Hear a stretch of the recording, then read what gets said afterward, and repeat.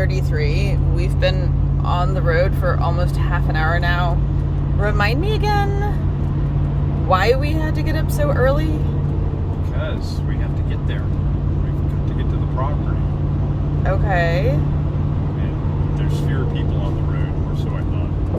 No, because, Ow. we have a 10 by 12 Amish built shed arriving on the property at 9 a.m. So we need to get there and figure out where the heck we're going to put it. And that will be the first step to having stuff there all the time. Yay! So I have to make trips up during the week. A little shed I can sleep in instead of wasting money at a hotel. Coffee voice. Coffee voice. Coffee voice, coffee breath. Yeah, next trip up I'll be insulating said 10 by 12 Amish shed and making it a little more habitable. Cozy. Cozy. Bringing in my king-size waterbed and disco lights. Solar operated disco lights. Because there's no electricity on the property yet. Not yet, but we figured out that problem. Yep. That is in the works. We'll have a big old pavilion with electricity and nothing else. But at least we can entertain. That's right. Got to start somewhere. Traffic is relatively light. Well, you should hope so at 5:30 in the morning. I am wondering why all these people aren't asleep. I mean, the trucks, I understand. The little cars that are out there, I know. Well, and it's Saturday, right? So it's not like they're commuting, They're trying to get to their property, too. right? But now, we'll get up there and I've got a post hole to dig so I can put your follow things as they go camera holding post swivel platform thing on. We're going to have to come up with some kind of actual term for that, because you can't say that every single time. It's gonna need a sexy name. Kind of like the Tag Maker 2000. Right. We gotta come up with something good for it. And not Bob. Yeah, we can't name everything Bob. We can. Anyway. So that's it. I'm driving. It's 5:36 in the morning. It's dark and we're wearing sunglasses. Hitting.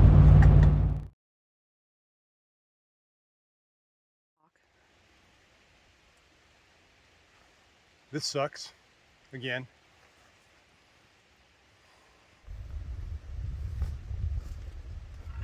So that didn't really go according to plan.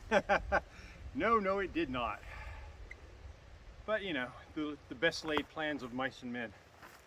Welcome to my fire pit. We got up this morning at 4, 0 dark 30. Got on the road by 3 minutes after 5, which is pretty good for us, only being 3 minutes late. Right?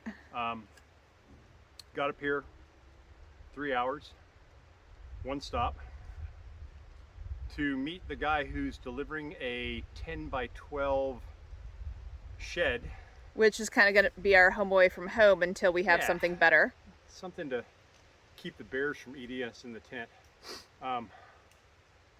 He was supposed to meet us here at 9 o'clock. At about 8:45, got a phone call saying, hey, I blew up my truck. I'm going to be a few hours late. I'm still kind of curious what he means by blew up his truck, but He said that the check engine light came on and it wouldn't start and lights were flashing, and you know, it's a 35-cent microchip that's sitting in a container somewhere in New York Harbor. of course. Right? Anyway, so we're getting a few things done in preparation.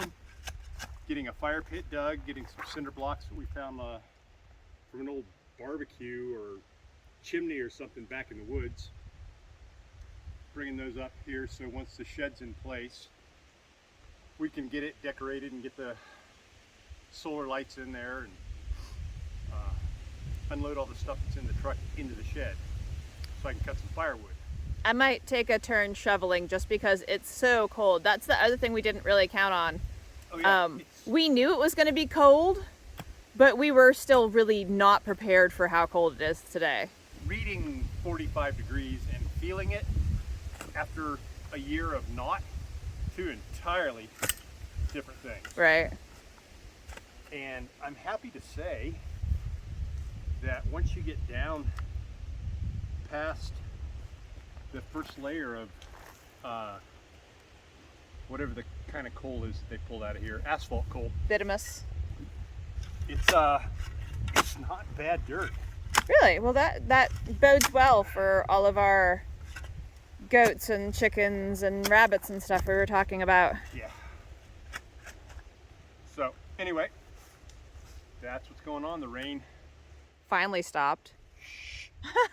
Right. Don't jinx it. I know. So hopefully we can dry out a little bit, and maybe, I think what the top temperature is only supposed to get up to 52. 52 today. Right. So a fire would be welcome. I gotta stop saying right. I'm saying right too much. Right. Right. I know, right? It's better than for sure. For sure. For sure, man. For sure, man. So anyway, Back to work. that's right.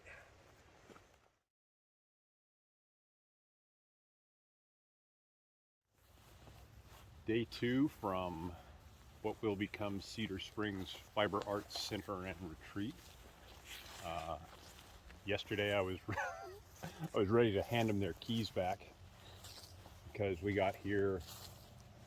The weather report said that there was a small chance of rain, which turned into a 100% chance of rain all day. We were soaked and miserable and cold.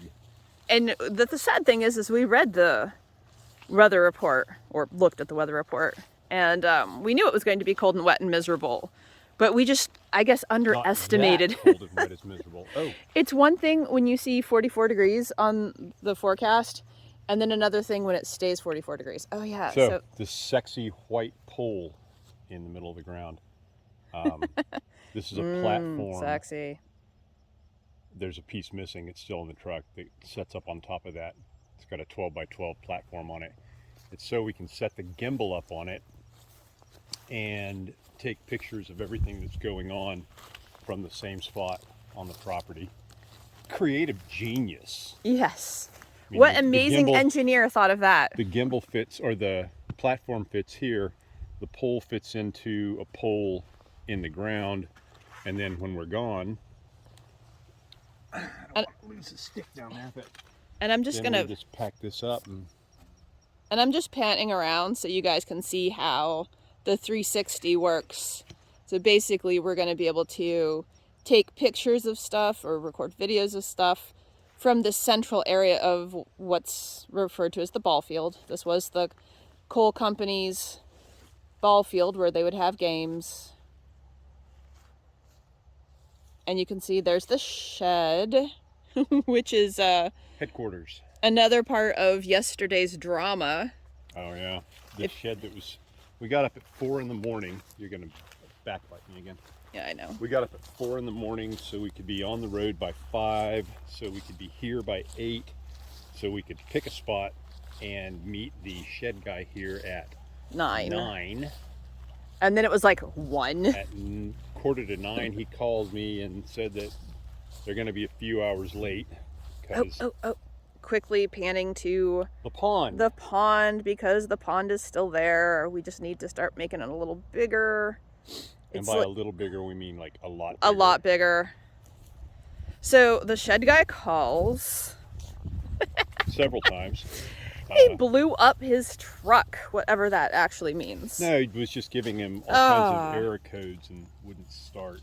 And it's really still very, very wet. So we got like 3 feet of rain yesterday. I don't think it was quite 3 feet, but it surely was.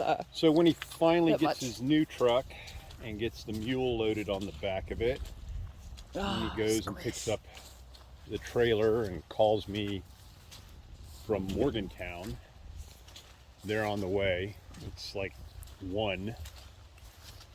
I think it was 1 when it was finally delivered. Well, they were lost, so I had to walk all the way out to the main road and wave at oncoming traffic. Well, 2 cars that came down the road. and obviously, you know, since we just got here and just, you know, this is our only second visit up, there will be better signs down the road. Yeah, do we want to... And more of a driveway. While we're here... Oh. So... Come on, I'm trying. Oh. The gimbal's like, no, I don't feel like going that way this time, sorry. I just simply can't. All right. The gimbal hasn't had enough coffee. Right over in here, along this straight line, about 10 feet out from the tree line, we're going to have to cut some of this back.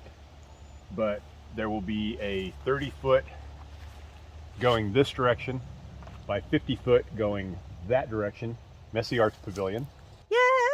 We're going to stake it out later on this morning. So when I get up here with the electrical engineers, they know what I'm talking about. That's going to be, actually that has become the #1 thing to build. It's even getting priority over the shop to begin with, because and the we reason have to have is a permanent structure to, one, get a street address, because we have to have a street address before we can get electric. It's like this insane feedback loop, the circle of stuff. The circle of stuff. Where we can't get electric until we have a building, a permanent building, because we need the street address, but we can't get a street address until there's a permanent building. But they should be able to put in a concrete slab and a pole pavilion relatively easily without electricity, and we should be able to get that done, yeah, hopefully quickly, so that they can then do the electric. Contacting people on Monday, and then if you pan this way, which is probably going to get you some sunshine, but love it. There's actually sunshine today. So all of the photos that we took and video we took yesterday, it's nothing but clouds. Right over here will be the pond over here, of course. Yeah, you can just see the pond there at the edge. Oh, except the gimbal kept turning, so it's no longer the edge. There we go, pond to edge. And then here, is it showing my hands? At least one hand. Okay, back into the woods a little bit will be the front of the store, and then back behind that will be the shop. Yep. A lot of the timber that's up in this area, the forest is not real healthy. It's way overgrown. And there's a lot of weak trees. You can see all of the trees that are like tilted Bent to the over. side.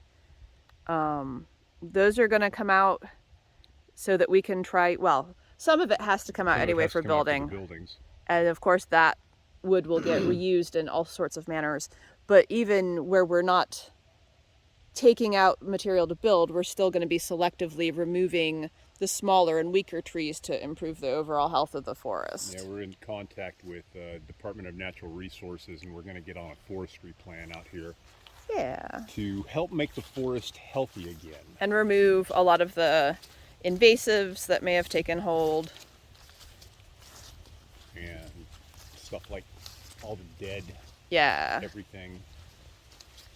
We got obviously a lot of work to do on this road. Yeah, obviously you can see the driveway. It did not take the the shed delivery very gracefully. Well, the fact that I drove up and down it 5 or 6 times too. Right. Luckily, we have 4-wheel drive. And so today we're going to put out some stakes, help us visualize where things are going to go. Unfortunately, we won't be able to come back until after Frederick Fiberfest in a couple of weeks, which is very sad. But right now, you know, our only in-person fiber arts show for 2021, we got to make sure it's since 2019 worth it for the audience, right? Like we had no fiber shows in 2020 because our first we had lots of fiber shows. They were just all virtual, right? Wonderful. Right. That's bricks. There's the bricks. We're gonna, what do you call it? Recycle? Upcycle? Upcycle, yeah. There's a lot of stuff on the property that can just be used for something else. The fire pit that we built, actually, in front of the shed was from scavenged cinder blocks that we found in a dump site. Might have previously been some kind of outdoor grill. That's what it looked like. Yeah, based on the pieces that were there. I mean, this poor piece of property has just been abused over the past, I don't know, 50 years, would you say? Since well, it was sold in Borgman bought it in 1923, so it's been under the same control Yeah, but there's since not. then. But there's not been anything done except for people using it to dump. Right over here, we have another beautiful example of, oh my God, they're huge rhododendrons. All the rhododendrons. What are they? Great rhododendrons, I think, or Rhododendron maximus or something. I think was the and scientific wherever name. you see those, you can be pretty sure that there's a huge rock formation underneath it. And in this case, that is what's going on here. There's massive boulders up there. Yep.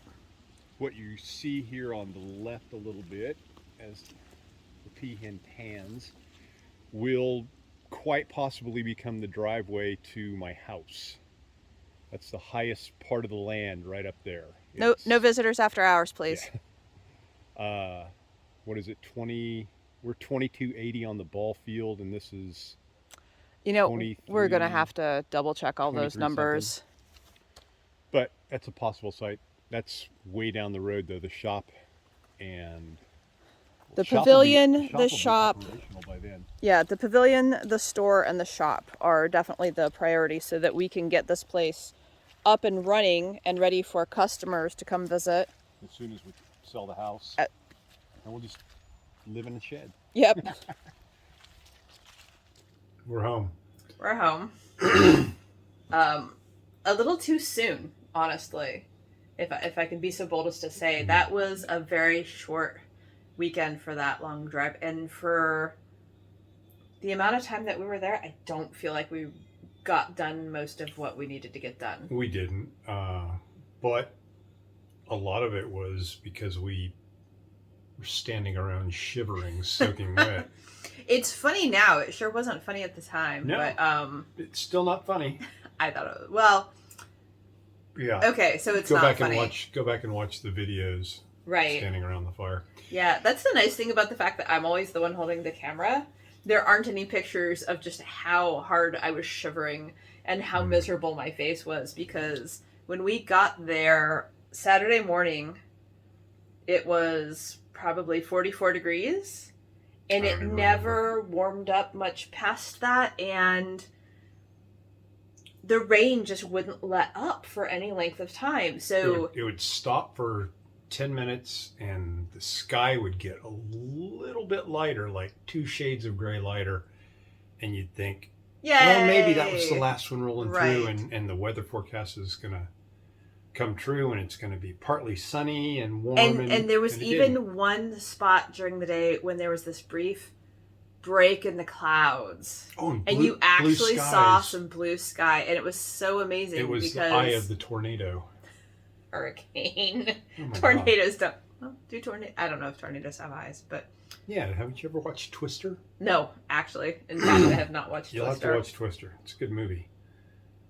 F5, baby, the hand of God. See, F5 is normally the people hitting refresh during the Spanish Peacock shop update. It's been so long since we've had one. That's the F5 that I'm always thinking of. But so because we spent so much time. Well, first the shed didn't arrive.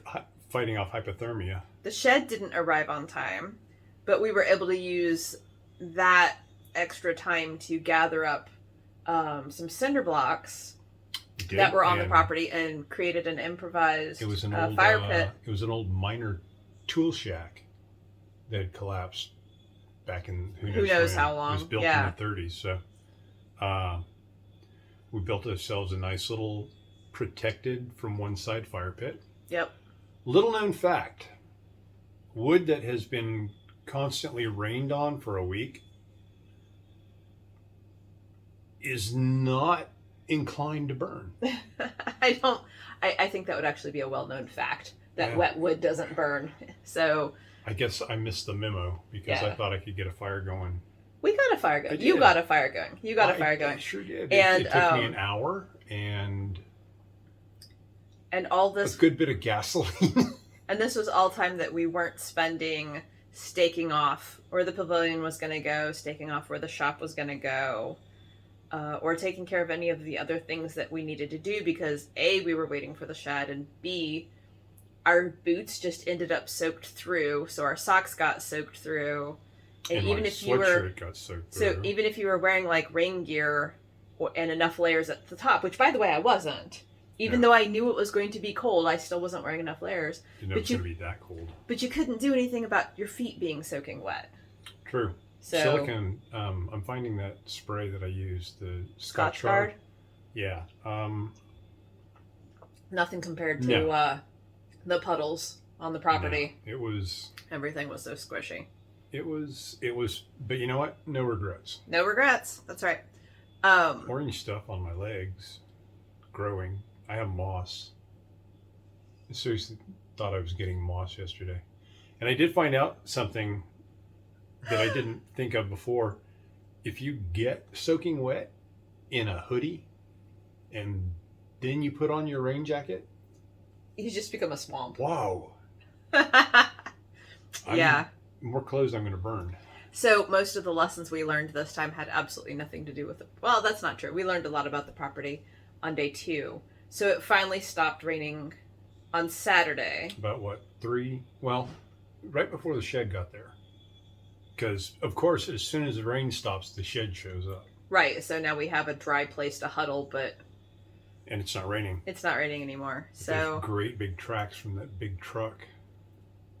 Gouged in the field. Gouged in the field. Yeah, so that's... Yeah. It'll be fine. It'll be fine. Bulldozers fix the tracks.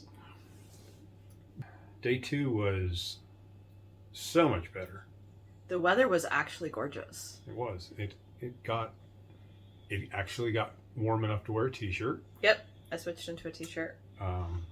This poor t-shirt that I'm wearing that wasn't supposed to actually be worn outside, and we still didn't get to do all the stuff we wanted to do. Didn't get all the stuff done.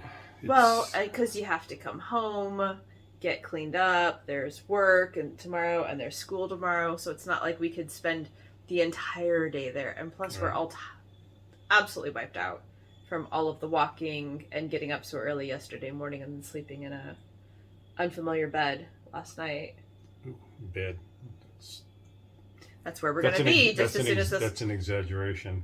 A concrete slab with sheets on it. Very firm mattress at that hotel. Brand new hotel, the mattresses haven't been properly squishified. I'm telling you, next time we take black light and check. Oh, no. But next time, you're actually going to take some insulation and put it up in the shed. I'm taking mini rolls. And carpets. Oh, but the shed. There's so much that went wrong with the shed, too. Not only did it show up late... One of the windows was cracked. One of the windows is cracked. Because it bound up when they were loading it. All the really fancy, cute indoor string lights, solar-powered string lights that we charged and tested at home didn't work once we got them installed there. The beautiful Cedar Springs sign that we had engraved and he painted and stained by hand to mount got scratched by the video recording platform that's now going to be in the center of the field. It's a good thing I was as far up in the truck cab as I was when I found that out. Yeah. And that you were behind me and I didn't have anywhere to go because I would have been throwing stuff. I was... That's not good. But we can always make another one. I know. But it was still one of those moments of disappointment. But next time... We did accomplish some stuff. We met the neighbors. Very important. Very nice people. At least the important neighbors. The neighbors who've been on the adjoining property their entire lives. Right. And nobody knows this land like those people because it's basically been abandoned. There's stomping grounds. Yeah, so nobody has previously been there to tell them that they couldn't go wherever they want. They had permission from the previous owner. Yeah, the Boardman owners to act as overseers. So they came up and introduced themselves, which was very nice. The second day, today, the son came back and he and I talked a lot about the land and stuff that had gone on there in the past and what's going to be going on. What's going to be going on there, and he actually seems really thrilled with it. Sassy Cat Sassy. Their calico that apparently follows them everywhere they go. That was kind of weird because just all of a sudden there was a cat. And she just followed them. Rolling on the ground and she rolling on the ground and purring and just being a cat, which I'm not used to because our cat just hates us. Kind of cat. Yeah. And we know where the shop and the pavilion are going to go. We identified the build sites. Yeah, so that's the most important part, actually, is putting the pavilion in. Where the yurts are going, which is altering the plan a little bit. Well, and the yurts are down the road a little bit. I won't be able to put them in a circle like I wanted to, but it'll still be a little yurt village. Little yurt village. Yurt Street. Our yurt. No, Yurt Street doesn't sound quite right. Yurt Street. 21 Yurt Street. Johnny Depp? No. Come on. Okay. Anyway. We identified all the build sites. We got contact information for an excavator who can do the trenching necessary to run not one but 12 2-inch feed lines. I think 12. 1, 2, 3, 4, 5. 11. Not relevant. Yeah, not relevant. Anyway, water pipes and electric. Right. I now have to contact whoever's going to put up the pavilion so we can get the building permits for that. Yep. And once we get the pavilion, then we can get the street address. And once we have the street address, then we can get the electricity. It's this giant jigsaw puzzle. Only you don't know what the picture looks like. Everything is in place, and you can't find the one piece that you need to fit in that hole to make the whole chain of events start. Right. And nobody knows tell what it you is. Who it is you have to contact first. It's kind of like just throw a dart. I think future trips need to be more than one night. Because even getting there at 8 o'clock on Saturday and staying till about 3:30 on Sunday, it just wasn't enough time. And I think, especially as we're getting towards winter and it's less and less daylight, that we're going to start finding it very hard to move on everything we want to move on in just basically a day and a half. And once we get the shed insulated and a rug in there. And some cots. Some lights that work. Yeah, that's such a bummer about the solar lights not working. There's an extra hour there, traveling back and forth to the hotel. Right. No shower. That's the one thing that a hotel has that the cabin shed. Holy shed. Holy shed, no. Shed just got real. Click. That was probably pretty terrible. Yeah. This is the point where I come around and realize I never hit start.